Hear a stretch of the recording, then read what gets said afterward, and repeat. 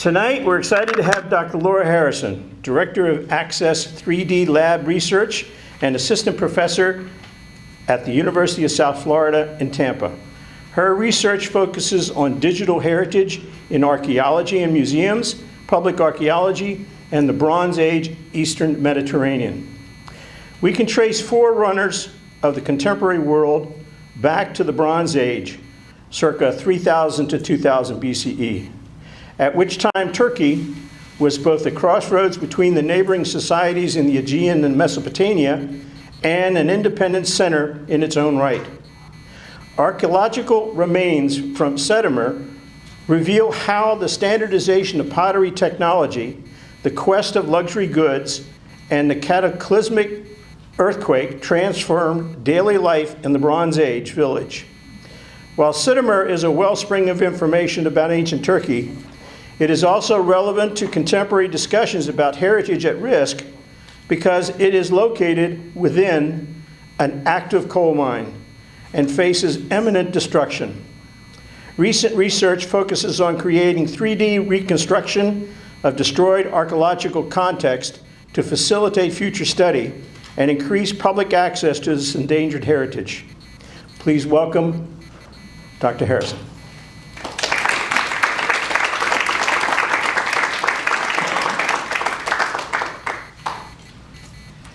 Thank you so much, Smitty, for that lovely introduction. Can you all hear me? Can anybody not hear me? It's okay? Okay. It's my genuine pleasure to be here. It's really always an honor to get the chance to speak to a public audience. So often as archaeologists, we're sort of relegated to academic conferences and we only converse with each other. And so it's always a privilege and really a special opportunity to be able to come here today and talk to you. I have been the treasurer of Time Sifters since January of this year. When I just came down, Sherry sort of put out a call for a new treasurer. And it's been a real privilege and an honor as well to be involved with this great organization since then. And I do look forward to contributing to this organization going into the future as well. So as Smitty was mentioning, my presentation today is going to be talking about the archaeology of Turkey. And it's going to encompass sort of where I've come from and where I'm going in my research. So my background is in Bronze Age archaeology, focusing in Greece and Turkey.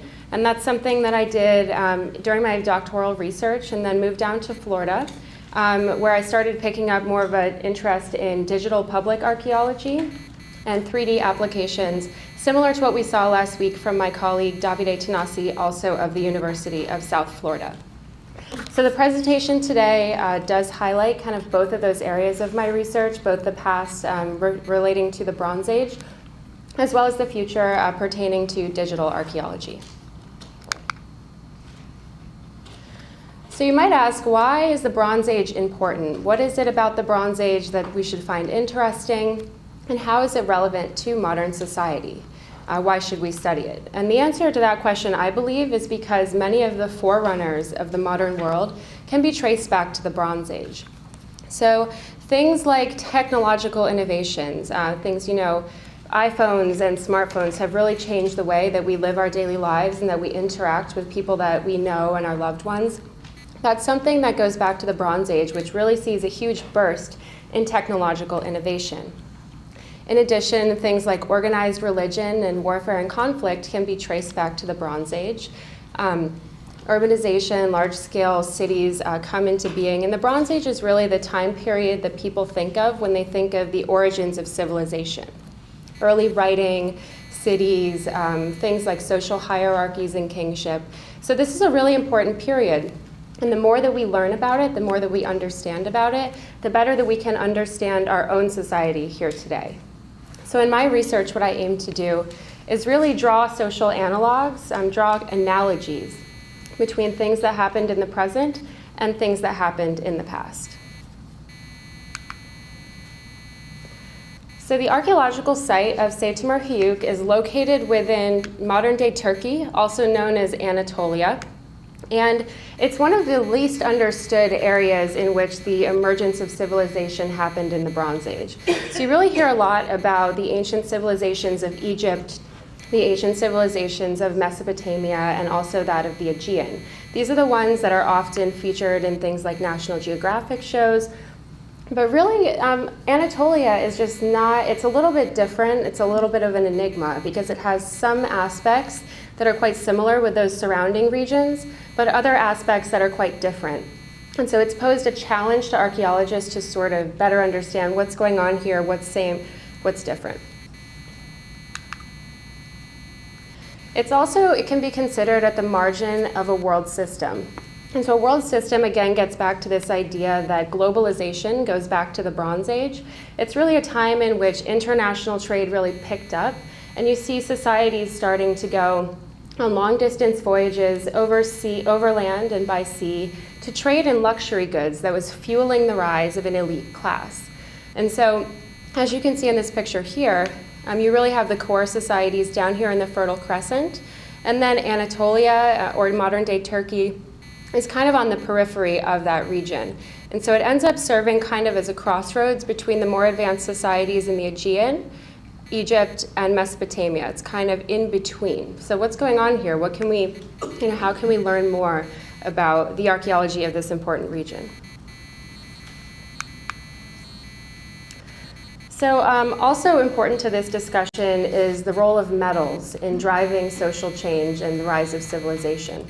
So metallurgy, the Bronze Age is something that happened in different times in different places. The earliest examples of it do happen in Turkey as well as Mesopotamia, and then it spreads out through Europe slowly and gradually, also with some earlier examples here on the Iberian Peninsula. And so this is something that, because metals are very low weight, high value items, they really drive trade. They're easy to pack in caravans, they're easy to trade, and they're something that's really coveted. Not everyone in society would have had access to these metals, just the way today that certain people have access to certain luxury goods that they use to sort of display status and increase their social standing. It's the same thing back in the Bronze Age. So also adding to this discussion is we do have evidence for Bronze Age trade routes that go around the Mediterranean. This is from the late Bronze Age, so a little bit later, but there's the Uluburun shipwreck, which is a very famous shipwreck that was found off the southern coast of Turkey. And that shipwreck contained a cargo that could be dated to or located from many areas around the Mediterranean. And so it actually allowed archaeologists to sort of reconstruct an ancient trade route, kind of taking on cargo in certain places, offloading in others, and traveling in a circular route. So this is something that really says, there's a high degree of organization involved. There's a lot of planning, and obviously the value of these items that they were trading was high enough that it warranted building these ships, taking the risk of going on these long-distance trading journeys, and doing all that to acquire the bronze and the copper and the tin. So also at this time, and kind of to set the backdrop of these sort of increasing and expanding trade routes, we also see, like I mentioned, the growth of an elite social class, urbanization and centralization as well. And so urbanization is kind of a reflection of these other changes that are happening in society. In a lot of my research, I look at buildings and cities as sort of reflections of the people who lived in them. They were built intentionally, and the way that they were structured is sort of, it's sort of an embodiment of social relations, just the way now that if you live in a row house, or you live at a mansion on a hill, or you live on a farmstead, each of those is a reflection of choices that you make as an individual, and it's also a reflection of the society in which you live. So I kind of use that similar premise to read and understand architecture in the past. So the focus of my research and the focus of the talk today is going to be the archaeological site of Seyitömer Höyük, or Seyitömer Mound, Höyük being the Turkish word for mound. And that site is located within the Kütahya region of western Turkey. It's about 6 hours by bus south of Istanbul, and about 12 hours from the Aegean coast by bus again. So it's supposed to be considered in the western Anatolia coastal region, although it's actually quite a distance away, and it would have taken quite some effort to reach that site from the sea. Can you all still hear me? Yes. Okay, good. So the time period we will be Here's an aerial site, or here's an aerial view of the site. You can see it's fully excavated, and it is a mound with many different occupation layers. And these layers span the early Bronze Age all the way through the Roman period. So we're talking about roughly 2500 BC all the way up through 353 CE. So there's a couple gaps within that sequence, but it's one of the longest sequences in this region. And archaeologically, that's really important because it kind of helps us put this site in context with some of the other civilizations in Mesopotamia, as well as the Aegean. It kind of helps us as archaeologists, chronology is sort of the foundation of what we do. So this site's really important for that reason. So here you can see a profile of the mound, just talking a little bit about the chronology. And I don't want to dwell too long on this, but today we're going to be focusing right here on the middle phase of the early Bronze Age. And so, as I mentioned, the Bronze Age is important because it sees the forerunners of all of these modern, these aspects of society that continue to the modern day. The early Bronze Age is particularly important in that conversation because it really is the first time that you see these big social changes. So we're getting right into the beginnings of it here with this presentation.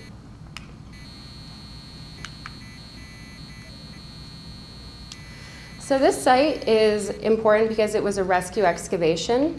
And as we'll see, that really impacted the types of things that we're able to learn and understand from it. It wasn't really designed as an academic expedition. It wasn't funded with grant money. It was really done as a rescue excavation because it was located within a coal mine. And so as a result of that, the rescue excavation was paid for by a coal company whose interest was in speed. They wanted to expedite the excavation of this site, and they didn't really have any research questions, so it was up to the archaeologists to kind of take that data that was rapidly acquired from a quick excavation and then use that to sort of better understand the archaeology of the site. So there was a couple of sort of competing interests at play here that are sort of reflected in the rescue excavation sort of structure. But here you can just see it was a long-running rescue excavation that lasted for about 10 years. And it did also include a field school as well. I led a team of international students over there. In 2014, we had 15 students from 4 different countries, mostly European countries, also the United States, that came over and participated in a cross-cultural field school in which they not only excavated this rescue excavation, excavated the site alongside Turks in this rescue excavation context. They also learned some Turkish and got to know some of the local community members as well.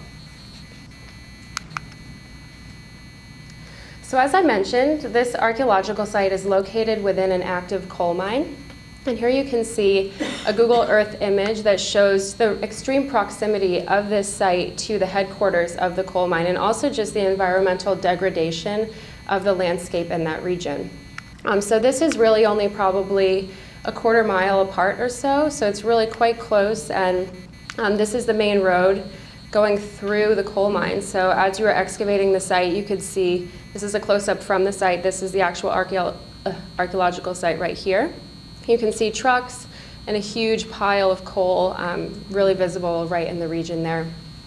I think it was probably good that we didn't spend more than 3 continuous months there because the air quality was definitely diminished as a result of being within an active coal mine. You could definitely tell.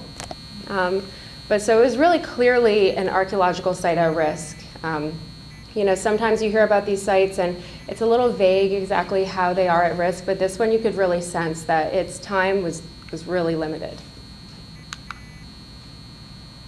And so here you can see in the top left, this is a historic photo of Kütahya, which is the nearby city where the site's located, and there's a mound here in the background. It's the unexcavated mound, and I think this is from the 1920s. And then in 2006, the rescue excavation started, and you can see that it progressively got smaller as they got farther down the levels. So originally the mound started out as 23 meters tall, and right now there's 13 meters remaining after 10 years of excavation. Unfortunately, the excavation did stop in 2014 when the agreement between the coal company and the archaeologists expired.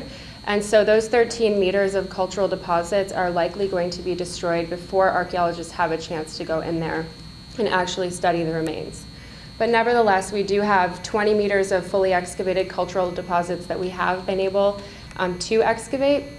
And those are something that is the foundation for many different research projects, including what I'm going to talk to you about today.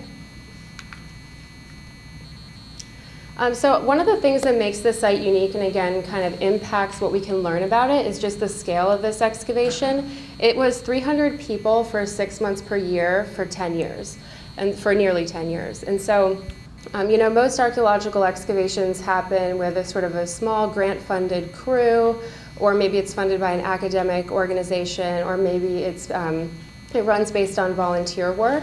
And even contract projects are relatively small scale. So this project was really unique in the fact that we had over 300 people out there excavating for 6 months out of a year. So it really generated a huge amount of data very quickly.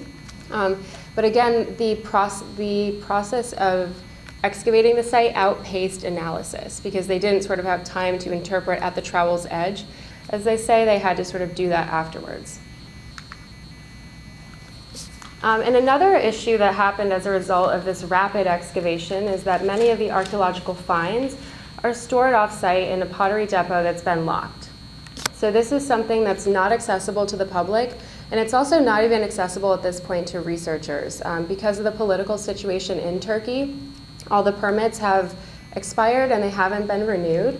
And so it's really a problem. We've got all this data, it's really amazing data, it's been recorded well. But archaeologists have to sort of struggle to work with that data, to analyze it, to build interpretations, and also to share it with the public.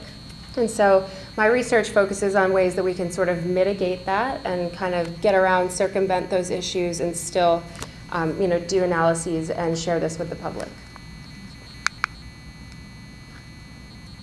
So here we are, the early Bronze Age. So you can see here on the left, this is the plan that was drawn of the site. It's about the size of a football field, roughly. So it's not terribly large, but it's still an example of early urbanism in the region, which again pertains to sort of these early civilizations and all these connections between the ancient and the modern world. And then here you can just see a photo of the entire site. And so one of the interesting things and unique things about this site is that it was fully excavated. And so again, that's because of the large-scale excavation effort. Usually most projects would have been able to excavate maybe a small little corner of this site, but because of the large-scale effort, they were able to uncover the whole thing, which allows us to sort of figure out how the different types of architecture interacted with each other into sort of a full system.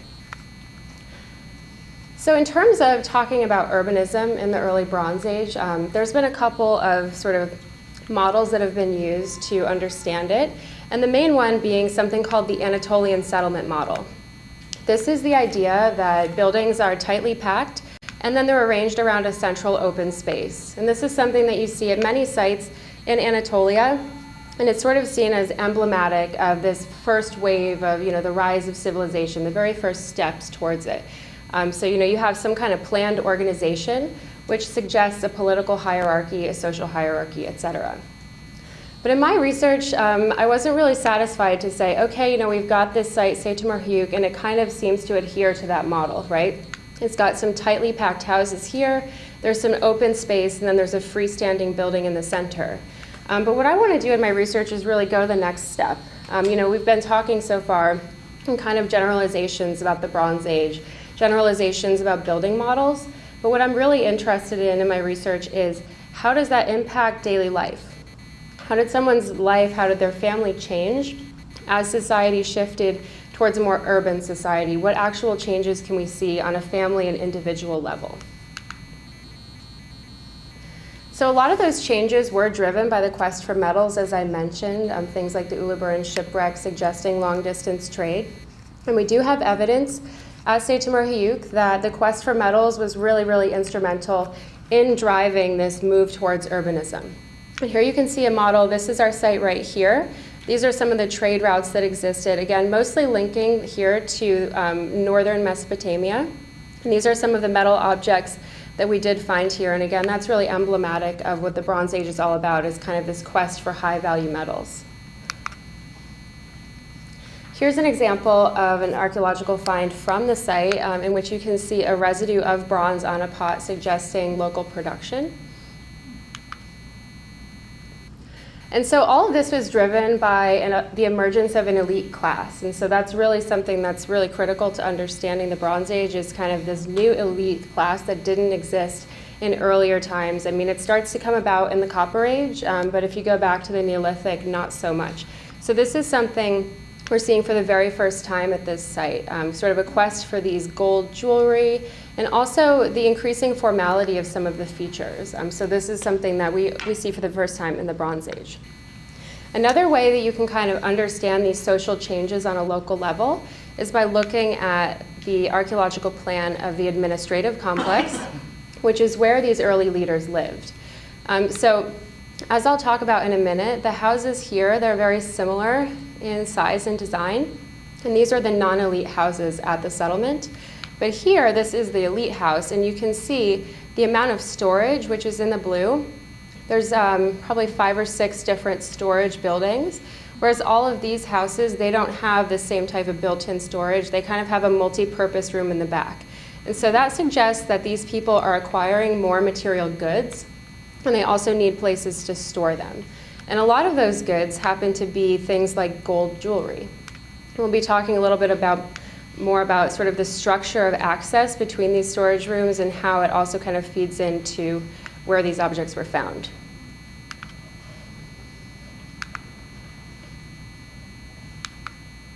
Next slide. Oh, gotta go back. So another thing that's really emblematic of the rise of an elite class here at this site that we can kind of relate to on a local level is an interest in long-distance trade. And these are cylinder seals that were found within the administrative complex. And there were 10 of them, which is one of the largest collections of cylinder seals found in this part of Anatolia during the early Bronze Age. And interestingly, they all had Syrian motifs on them. So they really suggest close ties with very distant areas that were kind of fueling this trade, and also probably fueling the rise of the local elites who were living here and sort of running this little settlement. And you can see the trade route here is kind of going overland. It's something called the Great Caravan Route. What's also interesting is we have Depos cups, and these are thought to be from Troy, the famous site of Troy, which is located over here. And we actually have, and so that's really something that you see a lot of in the Western Anatolia region and the Aegean. It's a ritual feasting cup. It's used in kind of elite feasting ceremonies, ritual drinking, and things like that. And so the fact that at our site, which is right here, we find evidence of artifacts from Syria as well as from the Aegean suggests that we're really dealing with a crossroad here. A lot of people have sort of thought of this region as kind of a backwater. It's just a hinterland. All the other things around it were much more advanced. But it actually turns out they were quite well connected. They were a real crossroads between cultures. So as I mentioned, a lot of my research kind of builds upon this idea that architecture is a reflection of human society, and that by studying architecture, we can learn more about how people lived.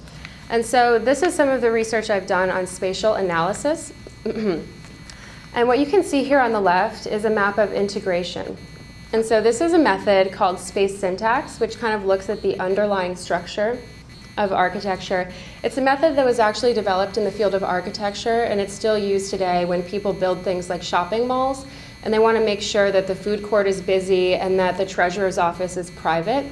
It's a way to sort of figure out how busy a particular space will be within an architectural complex.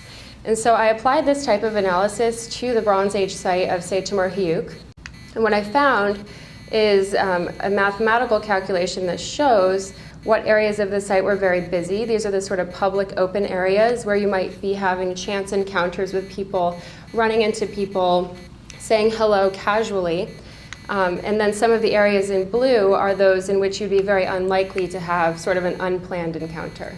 And so that helps us sort of understand the types of activities that would have happened in each of these spaces in the absence of actually being able to ask the people, you know, where do you have casual encounters with people and where do you have more planned and ritualized encounters with people? Similarly, this map here, which unfortunately is a little bit low resolution, is a map of mean depth. And that's the number of rooms that you have to go through to get to the public space. And what's interesting here is that the storage rooms in the administrative complex are here in yellow, And those are the deepest ones, and that's where the gold was found. And so those are the rooms in which you're least likely to accidentally come in, and you have to go through many different steps of what I call social filtering in order to gain access to those rooms. And so it's a way to sort of just understand how easy or difficult is it to move through space, and by extension, what were the intentions of the people who built this settlement, and how does this reflect a move towards urbanization in the Bronze Age? This is also reflected in the artifact assemblages that were uncovered at the site. You can see here the blue is the administrative complex, and each one of these items is a luxury good.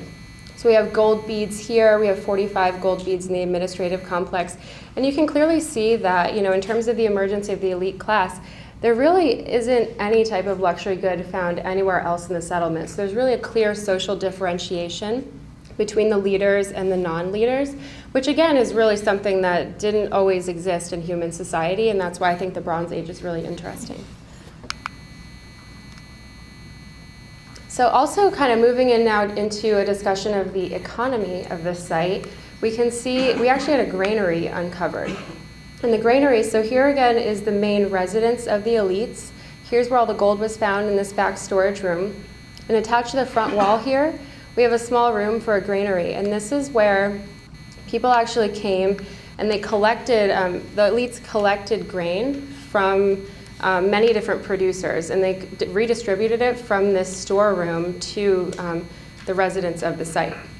And so you can see it was an absolutely incredible deposit, about 2.5 meters wide and about 20 centimeters deep. And so they actually removed it with shovels. There was that much grain actually in this granary from the Bronze Age. So it was a really incredible, I've never seen anything like it. And so that also, you can see here is the formal hearth from that elite residence.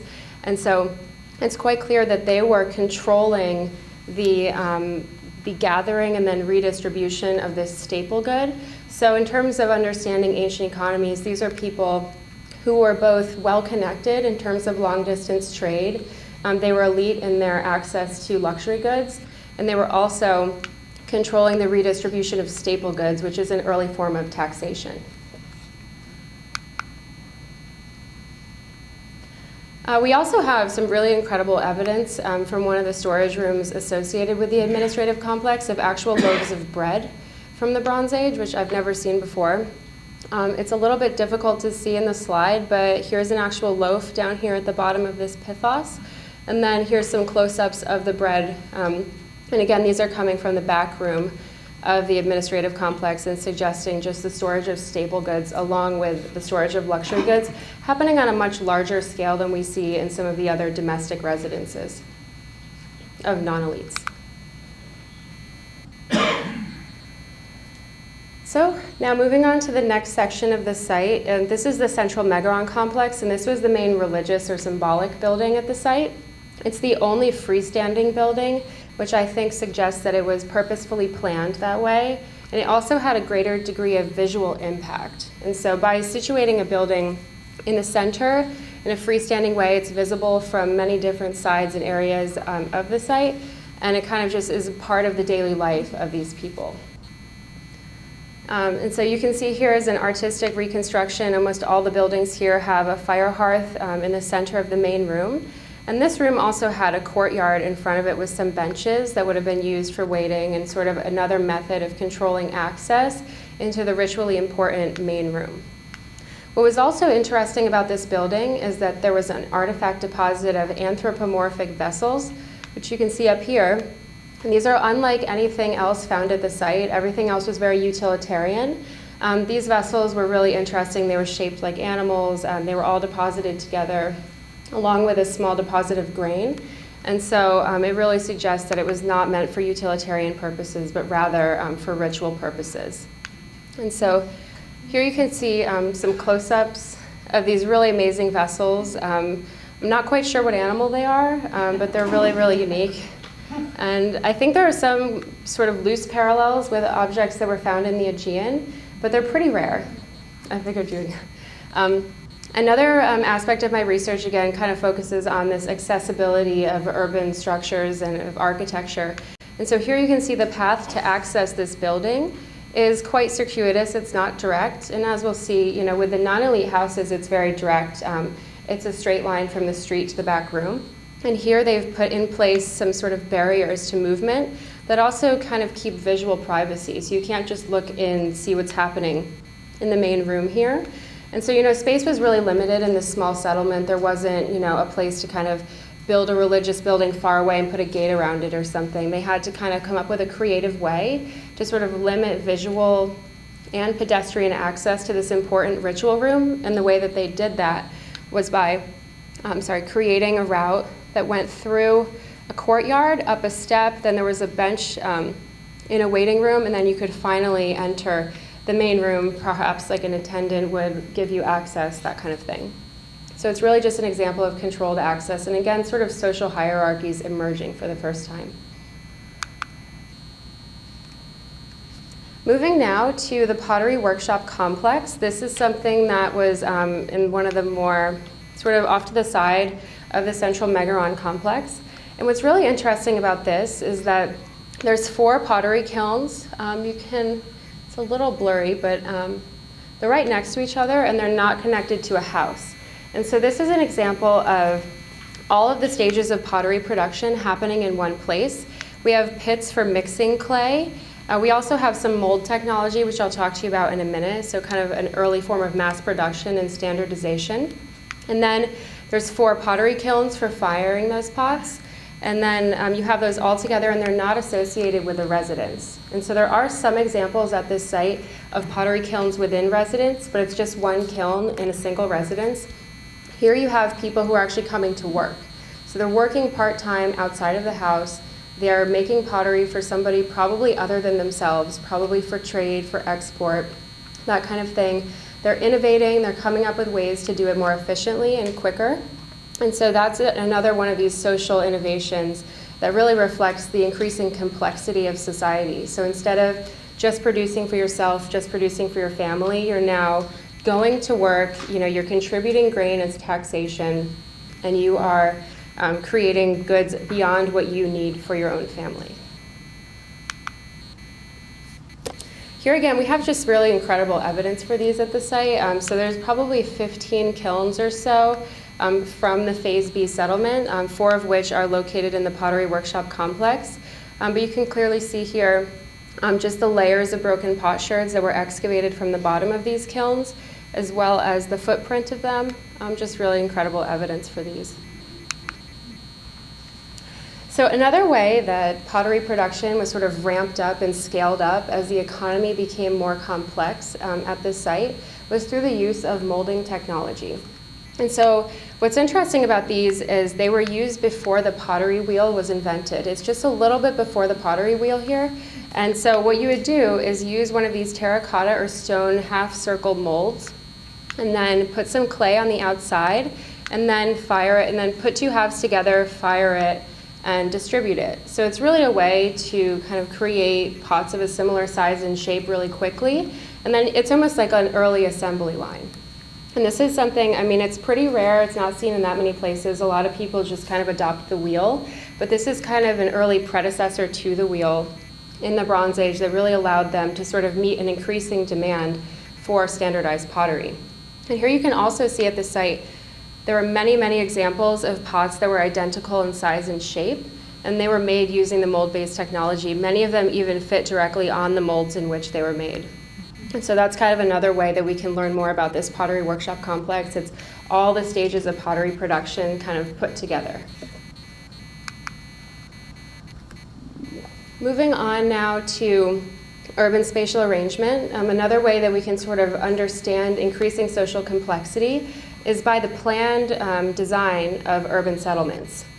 So instead of everybody just kind of building their house wherever they want to, if you sort of engage in a coordinated planning effort, it suggests a sort of degree of control within a society. And so what's really interesting here, as you can see, these are all the non-elite houses that have that kind of straight pattern of movement that goes through them. And these all have the same size, and they all share what's called a party wall. And so these walls are built by, they're used by both buildings. So instead of, most cities you go to, and if you have a row house, you have 2 walls here, but here we just have 1. And that suggests sort of a degree of intentional planning that happened ahead of time. And you can also see that in the drawing here. Another way that planning is sort of evident in the architectural layout is there's a hearth in every building in the exact same place. And so there's sort of a regularity and consistency to it that suggests sort of a degree of planning ahead of time. What's also interesting about these buildings is they have sort of a front room, again, that might have a kiln in it, but you never see more than one. So this suggests kind of local household production. Storage is happening in the back rooms here. And the front room is kind of, I think, as sort of a solution for privacy in a really densely packed settlement. So though they didn't have the room or the space to kind of play around with the idea of offset angles and different types of stepped entrances, but they did say, okay, well, at least we'll put a small room in the front here. This can kind of be a more social gathering space. And then the main room would have been the main living space, and the back room is kind of a mixed-use storage space. But again, you don't find any luxury goods in these houses. It's really just staple goods. So it's suggesting they're really just a non-elite population living in the row house area. In addition, there is a little bit of evidence for the other main economy of this site, which was textile manufacture. And so we have things like huge deposits of loom weights, many of which have different designs suggesting different workshops or different families that were kind of running sort of household-based weaving sort of workshops. And also some pottery. These are brushes that were used for painting pottery. We find a lot of these as well, and that's something that was largely happening for most people on a local level. So these are household finds from the eastern side of the row houses here. And like I said, that's what makes the Pottery Workshop complex so unique, is that's the one place that you find all of these things that's not associated with a house. There's no hearth there, the hearth being the center of the house. So the Pottery Workshop complex is down here, and then all those regular domestic residences are along either side here. So I'm just going to wrap up here with sort of where my research has been going more recently, and that's in the area of digital public archaeology. And so as I mentioned before, this site was really excavated quite rapidly, and so we didn't have a chance or money to go in there with laser scanners or drones or anything like that as kind of a pre-planned digitization strategy. It was really something that I've been working on kind of retroactively. Is there a way that we can use the 30,000 photos taken of this site to generate a model? And it turns out there is. So the first way that I went about this was I just used the architectural analysis, which I explained to you. And I used that to hand model the site in 3D Studio Max with some colleagues of mine in Turkey. And so what we did is we used a texture drawn from an actual photograph of the site, and then we applied that to the architectural plan, which was then extruded in 3D. And all of the real archaeology was actually built into this model, which was handmade, it's a handmade interpretive model. And so you can see things like we have fallen down roof beams in context from the archaeological site, and we analyzed those, and we were able to deduce the construction technique of the roofing as well as the superstructure here. For things like the hearth, we basically just took photos of hearths, and then we reconstructed areas that had degraded over time and hand modeled that. And then also things like the pottery kiln up here, we were able to take photographs of actual deposits from the inside of a kiln and then use that to texture the inside here. So in lieu of an actual scanning operation, this is kind of a plan B, a way that you can still create a visualization of the site that kind of conveys the main ideas about it without being a really expensive, labor-intensive 3D scanning project from the outset. And here is a close-up of what some of that work looks like here, allowing you to see in the buildings. And then, again, you can kind of see these are the non-elite houses. You can see that hearth is generally in the same place in each of them, and that sort of linear pattern of movement straight in from the street. Here's another rendering of one of the buildings that we reconstructed just based on an architectural analysis and then sort of incorporating that into the 3D world. And let's see. And here is an animated fly-through that, again, just is meant to convey to a general audience sort of what this site was about, what it would have been like to actually walk around it. So that's something that I think is really missing from a lot of archaeological interpretations. There's a lot of these two-dimensional black and white maps, and sometimes it's sort of hard to really sense what it would have been like to be at the site. And so the purpose of these is not necessarily so much research, because the research was sort of done before the model was made, but it's rather just kind of sensing the place, sensing what it would have been like to be at this Bronze Age village, 4,000 years ago. And again, all of these were made with real photos that were from the site that were applied as textures, so it was as close as we could get to an accurate representation of the site. And there's one more 3D model that I wanted to show you, and this is of the ritual deposit that I mentioned before, which was found in the central Megaron complex. So that ritual deposit, as I mentioned, is really amazing, and therefore many pictures were taken of it. And as Dr. Tanasi mentioned last week, there's a method called digital photogrammetry, in which you stitch together many photos that were taken into a 3D model, and it creates geometry that's also textured. And so I was able, because this deposit was so amazing, there are so many pictures of it, we're actually able to digitally reconstruct it and allow people to sort of go back and sort of sense what it would have been like to actually excavate it, see it sort of in situ. And this is actually useful for research in a way that the previous model isn't necessarily so useful, and because it does kind of allow you to turn back time and take a site that's been completely destroyed at this point. This was excavated in 2011, so there's no way to go back and see it. The depot in which the pots are stored has been locked since 2014, but we can take a look at this model and we can kind of go back and study it and experience it as archaeologists.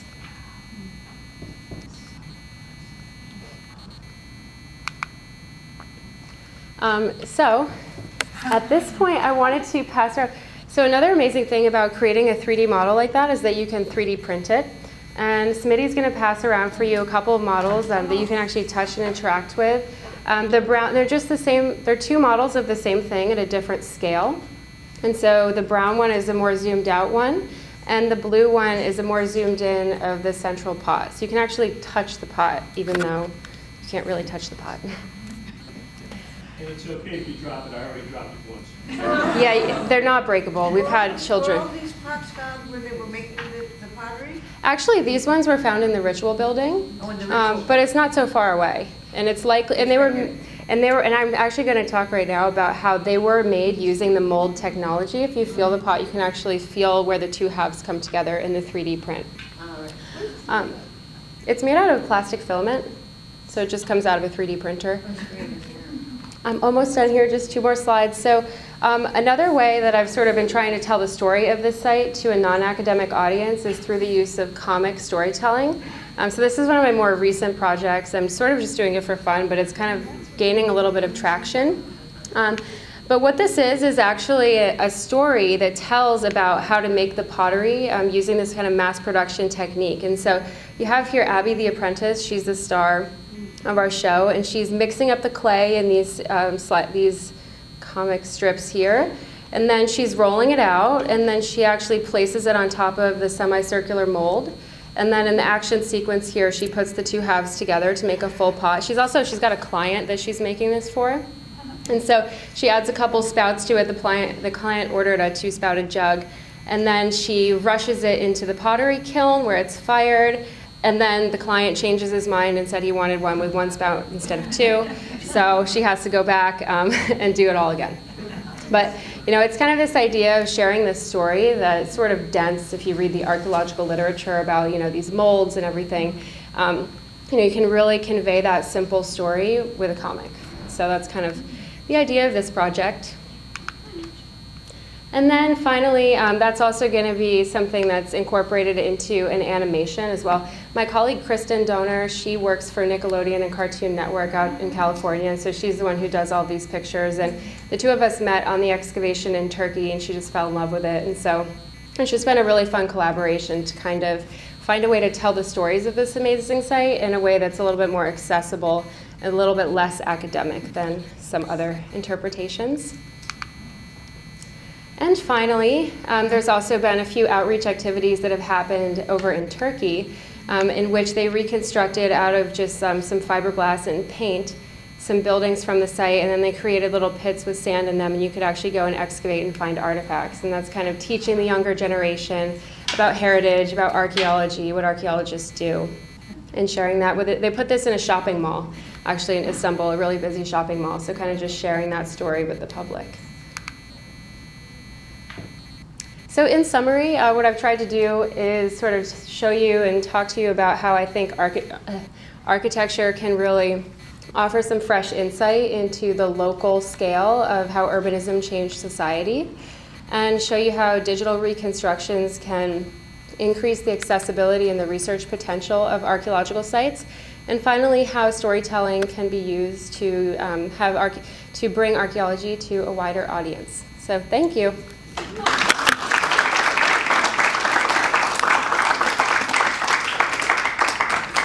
Any questions? Okay. Is there any connection between the coal mine and the settlement? They use the coal or? The only connection is that the local mineralogical profile of the region is really important, and it's probably one of the reasons why pottery production was so important. There's just certain types of mineral deposits and things like that in the region that are really good in terms of making clay. And so there's no direct connection between coal mining and archaeology other than the sediments are really critical to that region. Yeah? That town that lives there now, Mhm. Italia. Yeah. Don't they make pottery there now? They Isn't that the do. big pottery place? Very good. Yeah, if you go to Istanbul and you go to the Grand Bazaar and you look at all the beautiful pottery and you flip it over, 99% of it was made in Kütahya. So that's another aspect I didn't really talk about, but there's this really strong connection, sort of local pride in Kütahya about, their ancient settlement. Pottery production was one of the most important aspects of it, and pottery is still the most important economy of their city today. It was important in the Ottoman period, and then they exported to Istanbul. It's world famous pottery, and so it's really been central to the economy of that city for a long time. Yeah? What fuel did they use? Did they use wood or coal? They use wood, yep. But they never accessed coal to get higher heat. Not that I know of, no. I didn't know about it. Yes? Well, you said the coal mine was privatized. Was that by the government? So it was privatized by the government. And was it the government that was having the place shut down basically because they needed access to coal?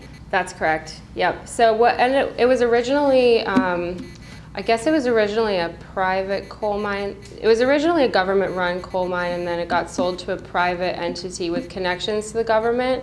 But essentially, it changed hands. And when it changed hands, the initial coal company that had funded the excavation for 10 years was no longer a part of it, and the new people came in and they didn't see any reason to continue funding this huge excavation. They wanted nothing to do with it, and so the last I heard, they're just planning to completely bulldoze it any day, including the depots. And so, there's people in there trying to stop it, but at this point it's just a really political. The government of Turkey, at least in that area, is not interested in archaeological history.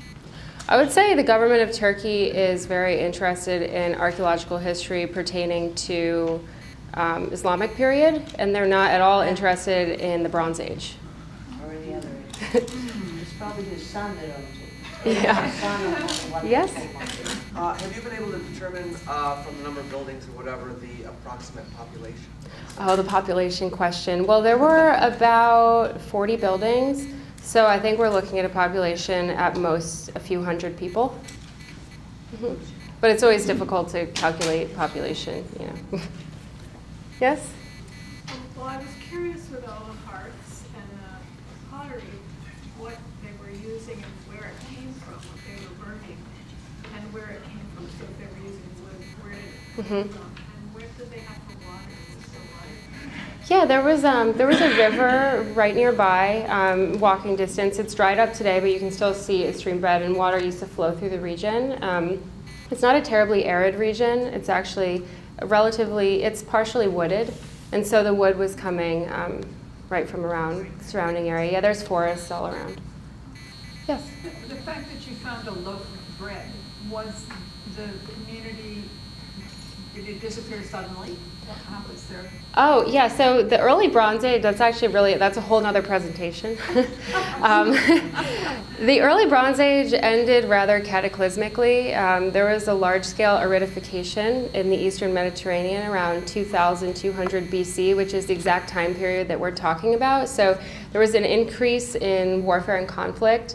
There was a huge drying of the climate, and probably contributed to a lot of social unrest. And so there's definitely an abandonment of the site that does happen at the end of this period. But interestingly, it's reoccupied with almost exactly the same plan later in the Phase A period. But what I find is interesting is if you look at the urbanism, the architecture of that site, you see a real disintegration of the administrative complex. It's no longer an integrated, centralized unit, but it's kind of a couple of small little buildings sort of on that highest part of the mound, but it's not really the same structure. So it's kind of a rebirth after 100 years. Yeah? There are no clay tablets, unfortunately. We just had the cylinder seals, yeah. Mm-hmm. So what happened? They had a drought, is that it?